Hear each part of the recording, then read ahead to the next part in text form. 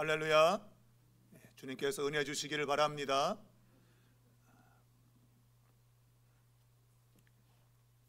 예루살렘 회의에서 공의회가 열려지게 되는데, 그것은 이방인과 유대인이 동일한 삶의 방식을 가지고 살아가야 된다는 것에 초점을 두고 있습니다. 무슨 말인가 하면, 구원을 받는 방식에 있어서 유대인들은 그들이 시행했던 할례를 받아야만 된다고 주장한 것이죠.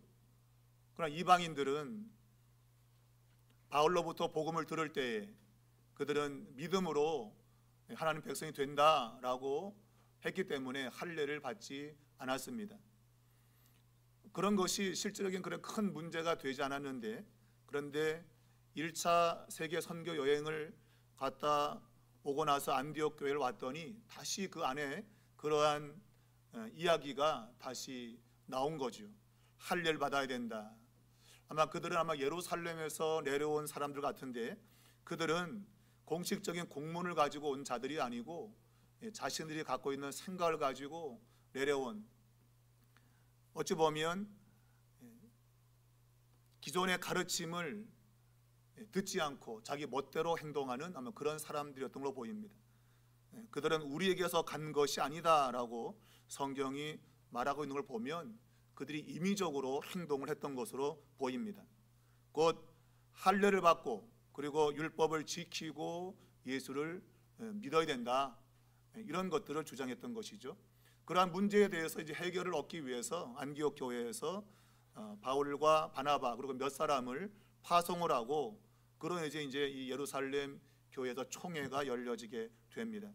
그 총회가 열렸을 때에 제일 먼저 베드로가 자신이 경험했던 하나님의 역사에 대해서 이야기했습니다. 꼭 그것은 고넬료 집안, 곧 이방인의 집에 성령이 오셨던 것, 그것을 인지하면서 그들과 우리가 동일하게 성령을 통해서 하나님의 백성이 되었다, 그것은 믿음으로 인해서 된 것이다 라고 이야기를 했습니다. 자, 그 말에 대해서 이제 이 예루살렘 교회의 의장격이었던 야고보가 이제 일어나서 결론적인 이야기를 하게 됩니다. 많은 변론이 있었고, 그 변론을 이제 결정짓는 그러한 의미에서 이제 야고보가 이야기를 하게 됩니다. 이 야고보의 연설을 베드로의 그 주장 다음에 누가가 기록하고 있는 이유는, 항상 유대인들 가운데서 어떤 일을 결정할 때는 최소한 2사람의 이상의 증언이 필요한 것입니다. 그러므로 야고보의 등장은 베드로와 더불어서 2명의 증인으로서 역할을 하고 있는 것이고, 그래서 이 베드로와 야고보의 그 주장이 이제 합당한 주장으로 결정이 나는 그런 의미를 가지고 있습니다. 그 2 증인의 역할을 베드로와 야고보가 하고 있다, 그렇게 보면 되겠습니다. 그리고 이 바울과 바나바에 대한 이야기를 지금 야고보는 하지 않습니다. 그것은 그들이 어떤 정치적인 의도를 가지고 있는 것이죠. 우리가 신앙적인 그러한 의도를 사실 중시하고 있지만, 그러나 신앙적인 것과 더불어서 이런 정치적인 것도 중요한 역할을 하는 것입니다. 우리는 신앙과 이 정치를 따로 분리할 수는 없어요. 이 신앙과 정치는 같이 가야 되는데, 우리가 신앙적인 것만 다룬다면 이 야고보는 제일 먼저 말했던 바울과 바나바에 대한 이야기를 꺼내야 됐습니다. 그런데 야고보의 말 가운데는 이 베드로의 말만 언급하고 있지, 바나바와 바울의 이야기는 언급하지 않습니다. 그럼 우리가 생각하면 이게 편파적인 것이 아니냐라고 말하겠지만, 그러나 이것은 그 정치적인 구심점을 확보하기 위한 것입니다. 말하자면 이 예루살렘 교회가 정치적인 그러한 중심을 잡는 그런 중요한 위치에 있다고 하는 것을 알려주는 것이죠. 그러므로 베드로의 말을 언급하고 있고, 바나바와 바울의 말은 야고보가 언급하지 않습니다. 우리가 실제로 이 교회 정치라고 하는 것이 우리 그 목회자의 어떤 목회에서 그냥 중요한 면을 차지하고 있습니다. 어떻게 교회를 운영할 것인가. 그 이제 운영의 묘라고 하는 것이죠. 그러니까 무조건 하나님 말씀만 들이댄다고 되는 게 아닙니다. 하나님 말씀을 중심으로 해서 어떻게 효과적으로 이것을 공동체적으로 적용할 것이냐 하는 그러한 운영 방안이 중요합니다. 그게 정치죠. 그냥 무조건 내가 옳다고 막 주장하다 보면 결국은 공동체가 깨지게 되고 그런 좋은 결과를 가져오지 못해요. 정치라고 하는 것은 하나님 말씀을 근거로 해서 그들 잘 적용하는 겁니다.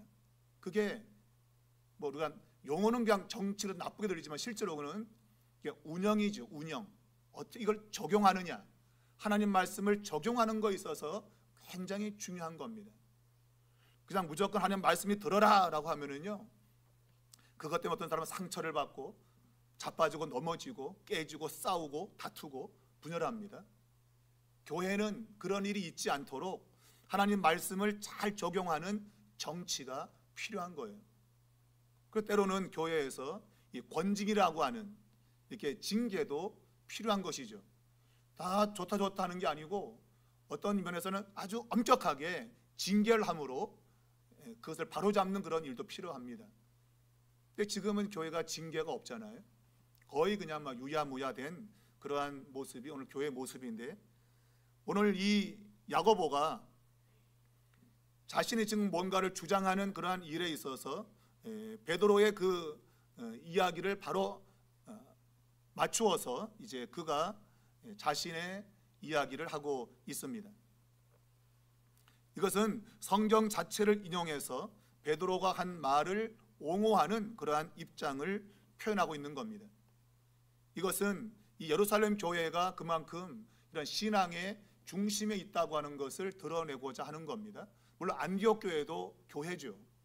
안디옥 교회 대표로 온 바울과 바나바의 주장도 중요합니다.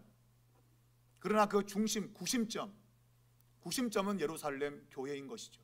그래서 그 예루살렘 교회가 어떤 일을 이제 결정함이 있어가지고 야고보는 베드로의 증언을 뒷받침하는 이야기를 하고 있는 겁니다. 바울과 바나바의 말을 옹호하는 것이 아니라 베드로의 말을 직접적으로 옹호하고 있는 것입니다. 자, 이 야고보의 그 등장은 단순한 인간의 말을 하기 위해서 등장한 것이 아닙니다. 이 야고보의 말은 하나님께서 행하신 그러한 일들이 바로 이 시몬이라고 말하는 베드로를 통해서 지금 나타났고, 그것을 구약 성경에서 그대로 이제 그 말씀을 인용하면서 베드로의 주장을 이제 옹호하는 것입니다. 아, 베드로의 말이 맞다라고 이제 옹호하는 것이죠. 자, 이 야고보의 이야기는 성경에 근거를 두고 있습니다. 하나님이 처음으로 이방인 중에서 자기 이름을 위할 백성을 취하시려고 그들을 돌보신 것을 시므온이 말했다.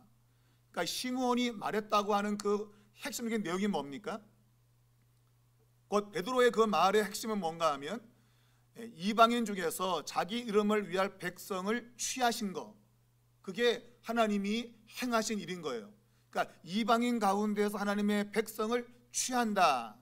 그것이 하나님이 행하신 일이고 그것이 베드로에게 나타났다는 것이죠.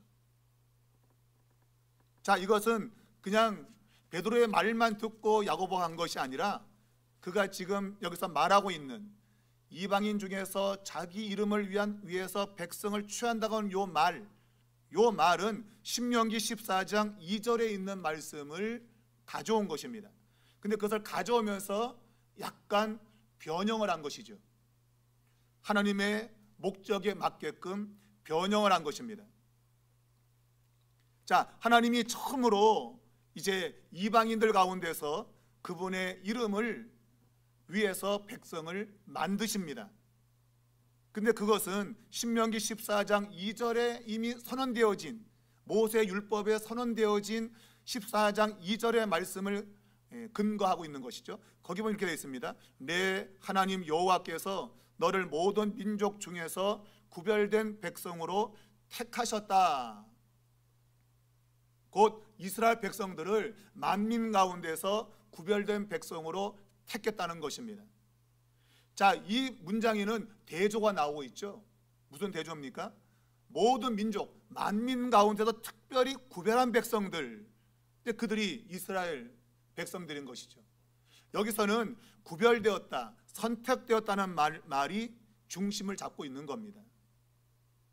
예, 이스라엘 백성들은 많은 민족 가운데서 선택된, 구별된 백성이었다는 것이죠. 하나님이 그들을 백성으로 그렇게 삼았다는 거예요. 그런데 야고보는 이 신명기 14장 2절을 가져오면서 원래 하나님의 의도는 모든 민족 가운데 이스라엘 백성만 구별해 선택한 것이 아니라 본문에 지금 그가 말하고 있는 것처럼 이방인 중에서 자기 이름을 위해서 백성을 취하시는 것이 원래 하나님의 의도였다라는 거예요. 그러니까 신명기 14장 2절에 있는 이 말은 모든 민족과 선택된 백성이 대조가 되고 있는데, 야고보의 말로는 이방인 가운데서 하나님의 백성을 그냥 취하는 거다라는 거예요. 그러니까 원래는 이방인 가운데서 백성을 삼을 의도를 하나님이 가지고 계셨다라고 보고 있는 것이죠. 곧 이스라엘 백성만 선택이 되어서 그들만 하나님의 백성이 아니라 원래부터 하나님이 이방인을 선택해서 하나님 백성으로 삼을 계획을 가지고 계셨다라는 겁니다. 신명기 14장 2절을 그렇게 영적으로 해석을 한 것입니다.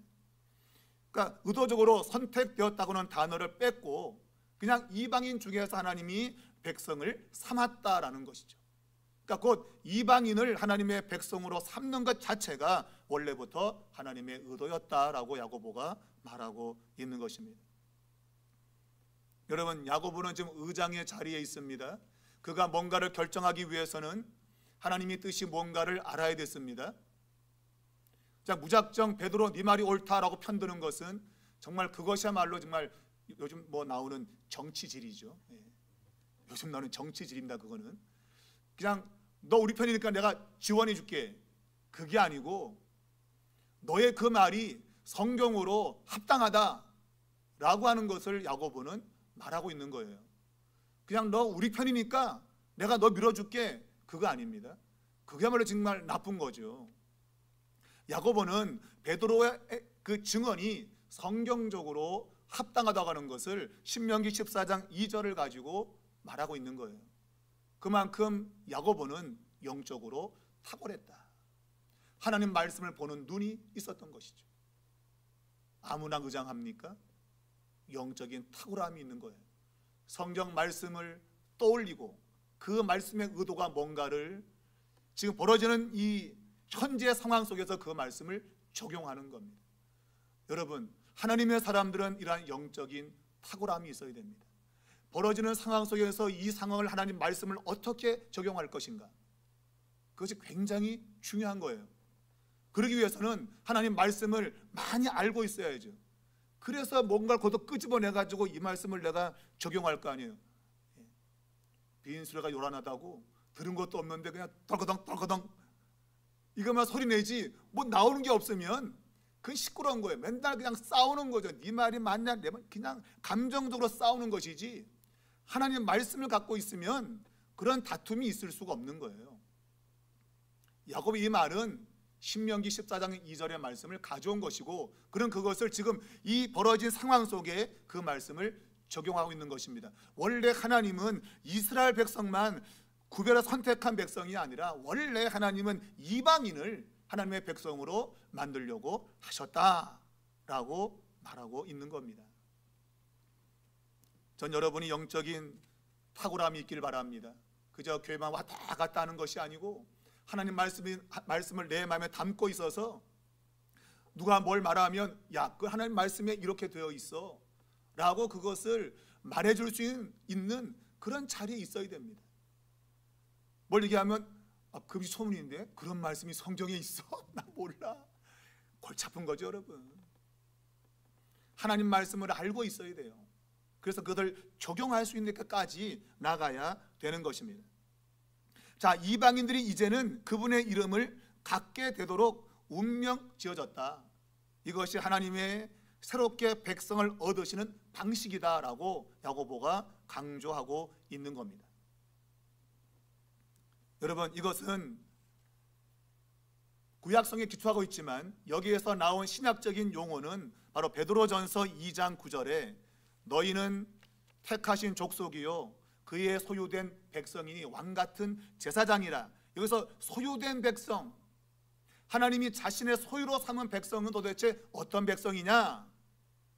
베드로 사도가 말하기를 너희를 어두운 데서 불러내어서 그의 기이한 빛에 들어가게 하신 이의 아름다운 덕을 선포하게 하려 하심이라. 하나님이 그의 백성을 선택하시는 이유가 뭐라고요? 어두운 데서 기이한 빛 가운데로 들어가게 하신 그분의 아름다운 덕을 선포, 이것은 찬송을 가리키는 거예요. 찬양하기 위함이다. 이게 베드로 사도가 하나님 백성을 삼으시는 방식과 목적을 말하고 있는 거예요. 근데 이것은 그냥 그의 입에서 나온 게 아니라, 또 야고보도 그냥 한 말이 아니라 이미 구약 성경에서 그것을 캐치한 것이죠. 잡아낸 것이죠. 야고보는 신명기 14장 2절에서, 또 베드로 사도는 이사야 43장 21절에서 이렇게 말했어요. 이 백성은 내가 나를 위하여 지었나니 나를 찬송하게 하려 함이라. 하나님이 유대 이스라엘 민족을 선택하신 이유는 그들로 하여금 하나님의 그 영광스러운 이름을 찬송하게 하려고 하나님이 그들을 백성으로 선택했다고 하는 거예요. 그러니까 그 선택적 개념과 이방인을 하나님 백성으로 삼으신 그 개념이 똑같다 이거죠. 그것을 야고보 사도가 신명기 14장 2절의 말씀을 가지고 지금 이야기하고 있는 겁니다. 우리가 볼 때는 그게 어떻게 같다라고 말하지만, 그러나 영적인 생각을 보게 되면 같은 겁니다. 하나님의 영광을 찬송하기 위해서 하나님이 이스라엘을 선택하셨는데, 하나님이 이방인을 그의 백성으로 만들어 똑같은 그러한 목적을 행하셨다고 하는 것이 바로 그들의 영적인 해석이었던 겁니다. 탁월한 해석이죠. 여러분과 저가 하나님 백성 된 이유가 뭡니까? 그것은 하나님의 그 아름다운 덕을 찬송하려고 한 겁니다. 아름다운 덕을 전하기 위해서 한 겁니다. 전하지 않으면 여러분 하나님 백성이 아니라고 하는 증거도 될 수 있는 거예요. 내가 하나님 백성이 되었다고 하면 그 증거를 뭘로 보이느냐? 그분의 아름다운 덕을 찬양하고 선포하는 것으로 나타나야 된다는 거예요. 여러분, 전도 많이 하시기 바랍니다. 여러분이 전도를 하는 그 목적, 이유가 뭐냐? 그것은 내가 하나님께로부터 어두운 가운데 있었는데 밝은 빛 가운데로 내가 불러내진 것을 내가 믿기 때문인 거예요. 그래서 그것을 찬양하는 것이고 그것을 전하는 것입니다. 그게 전도입니다. 그래서 전도만큼 확실한 구원의 증거가 없지요. 전도하는 자만큼 내가 확실히 구원받았음을 증거하는 것이 없어요. 우리 주님 말씀하기를 내가 다시 이 땅에 올 때 내 이름을 시인하는 자는 나도 그를 시인할 거다. 주님의 이름을 시인한다는 게 뭐예요? 다른 사람의 그 이름을 전하는 겁니다. 그게 시인하는 겁니다. 예수가 나의 구주임을, 그리고 온 인류의 구주임을 전하는 겁니다. 그게 시인하는 겁니다. 곧 그것은 전도하는 것입니다. 그 전도는 주님이 우리를 인정할 수 있는 아주 중요한 근거가 되는 것이죠. 여러분, 전도 많이 하시기 바랍니다. 자, 내 이름으로 일컫는 백성, 이것은 그분이 돌보신다는 의미를 가지고 있고, 이 돌보심의 표징이 뭐였는가? 바로 그것은 베드로에 의하면 고넬료와 그의 집에 성령을 보내신 거다. 이것을 지금 시므온 베드로가 말했다는 거죠. 그들을 돌보신 것을 베드로가 말했다. 곧 성령을 보내어서 그들이 구원받았음을 하나님이 확증했다고 하는 것을 이야기를 하고 있는 것입니다.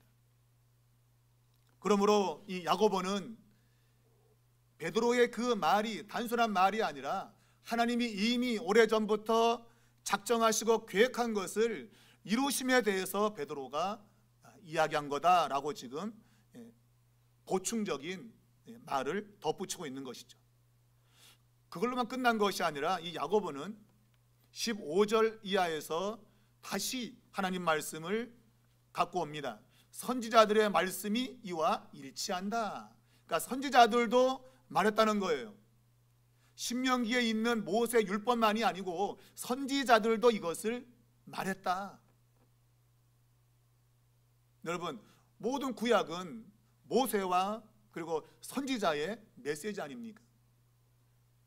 율법을 대표하는 모세 오경, 그리고 선지자 메시지인 강령, 이 모든 것들이 구약의 종합이거든요. 그러니까 모세 율법과 선지자의 가르침이 구약의 핵심인데 바로 신명기에도 이것이 나타나 있고 그리고 선지자의 말씀에서도 나타나 있다. 이 말은 구약 전체에서 이거를 말하고 있다고 하는 거예요. 구약 전체에서 이것을 말하고 있다. 그러면 선지자들의 말은 뭐냐 하면서 이제 기록된 바라고 하면서 구약의 선지자의 말씀을 인용하고 있습니다. 그 말은 아모스 9장 11절 12절 말씀입니다. 이후에 내가 돌아와서 다윗의 무너진 장막을 다시 지으며 또 그 허물어진 것을 다시 지어 일으키리니 이는 그 남은 사람들과 내 이름으로 일컬음을 받는 모든 이방인들로 주를 찾게 하려 함이라 하셨다. 이게 아모스 9장 11절 12절 말씀입니다. 자, 이 아모스 선지자는 이스라엘 백성들이 죄를 짓고 그래서 포로로 끌려가서 그들이 아주 고생할 거라고 하는 메시지를 주고 있습니다. 이 아모스의 이런 메시지는 예레미야 12장 15절에 근거를 두고 한 말씀입니다. 예레미야 선지자는 이스라엘 백성들이 불신앙, 우상 숭배 때문에 나라가 망할 것을 선포했습니다. 그러나 하나님이 망한 대로 두지 않고 다시 그들을 세우겠다고 약속을 주었다는 겁니다. 바로 그것이 그들을 뽑아낸 후에 다시 하나님이 돌아올 것이다.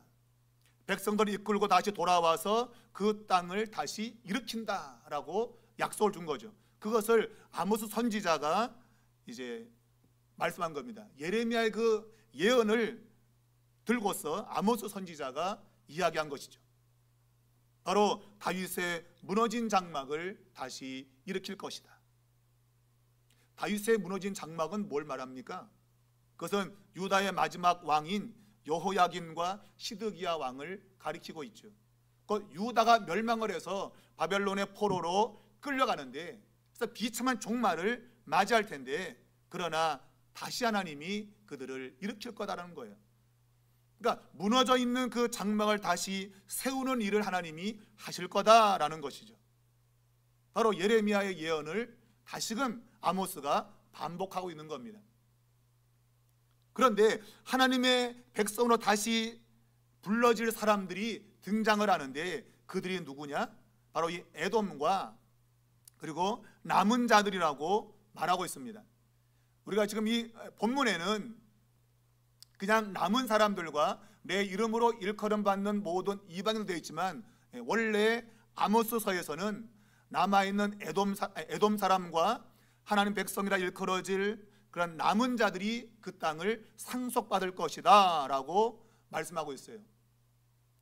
에돔과 하나님의 백성으로 일컬어질 남은 자들, 이들은 바로 이제 포로로 끌려갔다가 남아있는 자들인데 오늘 그 이야기를 오늘 야고보는 이방인들이라고 말하고 있는 겁니다. 에돔은 이방 사람이죠. 그리고 포로에서 돌아오지 않고 남아있는 사람들, 그들 역시도 이방인이라고 볼 수 있어요. 하나님은 이방인들을 다시 다윗의 장막을 일으킬 때에 거기에 백성들로 불러올 것이라고 하는 것을 야고보가 이 아모스 선지자의 그 메시지를 해석을 한 겁니다. 남은 자들 그리고 에돔 사람들 전부 이방인이거든요. 그래서 그의 말에는 모든 이방인들로 주를 찾게 할 것이다 라고 아모스의 그 말을 약간 변형을 시킨 거예요. 왜? 하나님의 뜻이 그것이기 때문에. 원래 하나님의 뜻이 그것인 거죠. 아모스가 선언한 것은 다시 다윗의 왕족을 일으키는데, 근데 그 다윗의 왕가는 이방인들이 들어오는 그런 왕조가 될 것이다 라고 말했다는 겁니다. 근데 이것을 이사야 45장 21절의 말씀을 덧붙여 인용했습니다. 그것이 바로 즉 예로부터 이것을 알게 하시는 주의 말씀이라. 요 구절이 이사야 45장 21절의 말씀이에요. 하나님은 옛날부터 이것을 알게 하셨다. 놀랍죠, 그죠?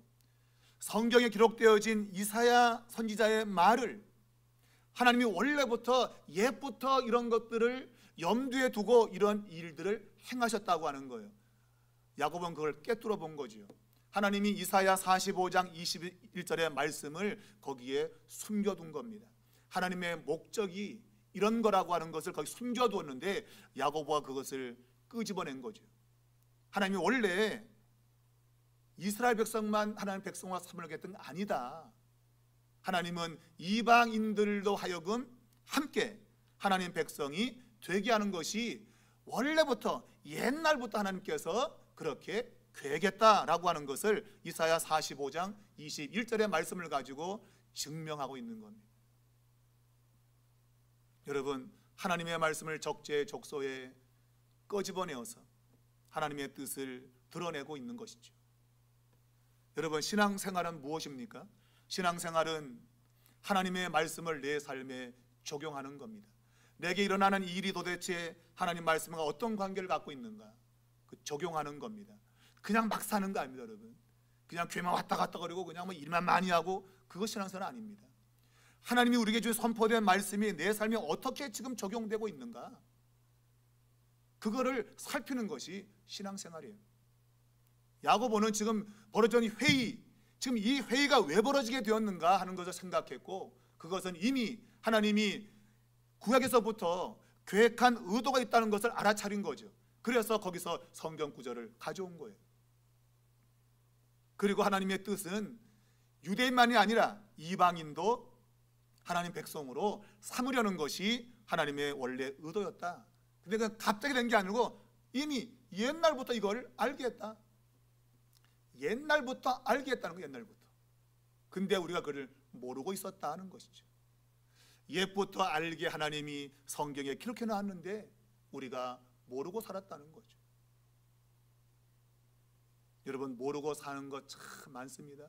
제가 이번에 뭐 여러 가지 정치 하는 사람들의 말을 들으면서 선거 때문에 들어보면서 야, 우리가 모르는 게 참 많구나, 희한한 일들이 참 많구나, 그런 일도 있었구나 하면서 생각하는 게 참 많아요. 여러분과 저는 이 나라에서 벌어지는 일을 모르는 걸 굉장히 많습니다. 여러분, 굉장히 많습니다. 그냥 모르고 사는 거예요, 그냥. 여러분, 근데 그건 좀 몰라도 돼. 근데 하나님 말씀을 모르면은요, 여러분, 안 됩니다. 그거는 하나님 말씀은 알고 사셔야 돼. 정치는 그냥 좀 몰라도 됩니다. 그런데 하나님 말씀을 모르고 살면은요, 문제 해결이 없어요. 해답이 안 생겨요. 하나님 말씀 모르고 살면. 만약 야고보가 이 말씀들을 몰랐다고 한다면 어떻게 이 회의에서 결정을 지을 수 있겠습니까? 그런 말씀을 알았고 그 말씀을 끄집어냈고 그 말씀을 지금 회의장에서 선포하면서 하나님의 뜻은 유대인만 구원시키는 것이 아니다. 이방인도 원래 구원시킬 것이, 즉 예로부터 하나님이 우리를 알게 하셨다. 근데 우리가 모르고 산 것뿐이다. 그렇게 말하고 있는 것이죠. 하나님 말씀을, 하나님의 뜻도 모른 채 살아가는 것들이 아마 우리 가운데 있을 것입니다. 우리는 그것들을 알아내야 됩니다. 우리의 삶에 하나님 뜻이 어떻게 작용하고 있는지 우리는 그것을 알아내야만 됩니다. 그래야 여러분 삶이 행복해집니다.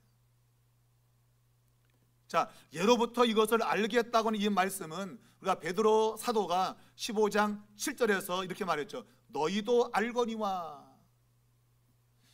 너희도 알거니와. 아니, 베드로가 고넬료 집에서 했던 일을 너희도 알거니와 그랬어요. 실제로 모르는 사람이 있을 텐데 베드로가 고넬료 집에서 뭘 했는지 분명 모르는 사람도 있을 거란 말이에요. 근데도 베드로는 너희도 알거니와. 야고보가 즉 예로부터 이것을 알게 하셨다라는 것과 똑같은 맥락이 있는 거예요. 하나님이 알게 하셨고 그리고 너희도 알거니와, 이 말을 함으로 인해서 더 이상 할 말이 없는 거죠. 나 몰랐는데 그러면 이런 무식한 놈이 되는 겁니다. 그러니까 알고 있었지 나도, 이런 거예요. 아니 나도 알고 있었지, 실상 알고 있었어 나도. 그래서 결국은 통과가 되는 거예요. 정말 그들이 다 알았을까? 저는 몰랐다고 보는 거지요. 다 알 수는 없어요. 모든 사람들이 분명 모르는 사람이 있어요. 그런데 베드로가 너희도 알거니와 했고, 또 야고보가 즉 예로부터 이것을 알게 하시는 주의 말씀이었다 하니까, 야 이거 내가 몰랐다고 했다가 이거 대망신 나가겠는데 이거. 그러니까 아는 체 해야죠. 나도 알고 있어서 실상은. 그렇지? 그리고 이것이 통과가 되는 거예요. 여러분, 하나님의 말씀은 그렇게 능력이 있는 거예요. 이 참 복잡하고 이 어려운 이 문제를 어떻게 풀겠습니까? 오직 하나님 말씀밖에 없는 거죠. 말씀을 전했더니 모든 사람들이 동의했고 결국은 이 회의가 이제 결정이 되는 것이죠.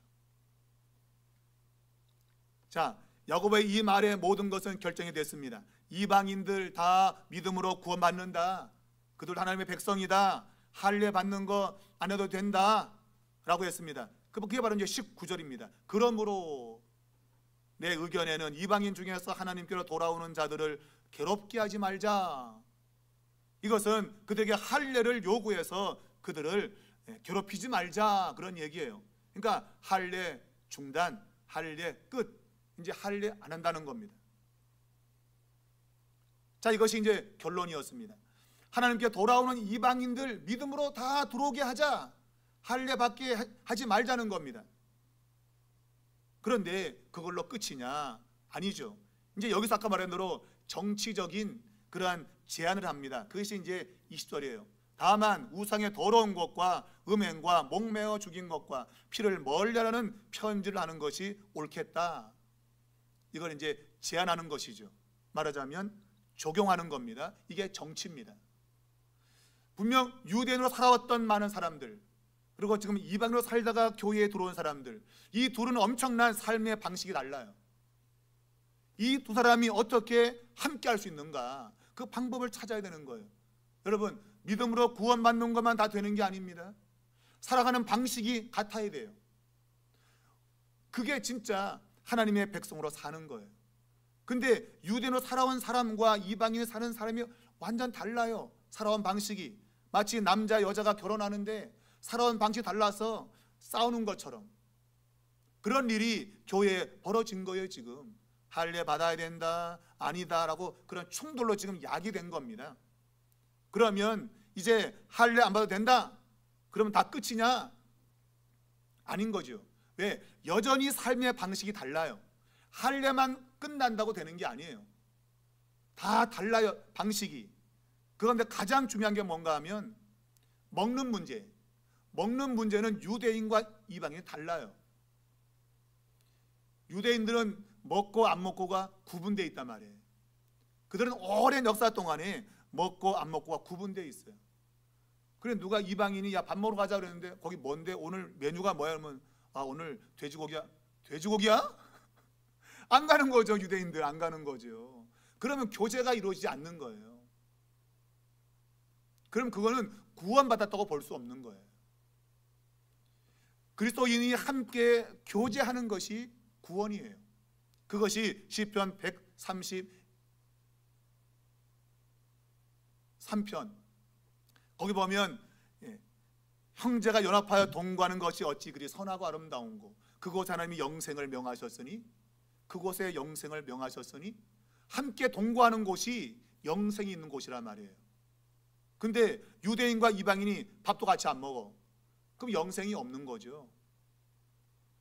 그러니까 이 문제를 어떻게 해결할 거냐 하는 것에 대해서 지금 야고보가 제안하는 겁니다. 이게 정치입니다. 어떻게 이 두 사람을 예수 믿고 무조건 구원받는다고 치자. 그런데 삶이 달라가지고 함께하지 못한다면 이건 온전한 구원이라고 볼 수 없다. 그럼 어떻게 되느냐? 그래서 유대인들이 지금까지 살아왔던 삶의 방식을 지금 양보했잖아요. 할례를 안 해도 된다고 양보했잖아, 그죠? 그런데 그들은 우상의 더러운 것, 우상 앞에 제물로 바친 건 안 먹거든요.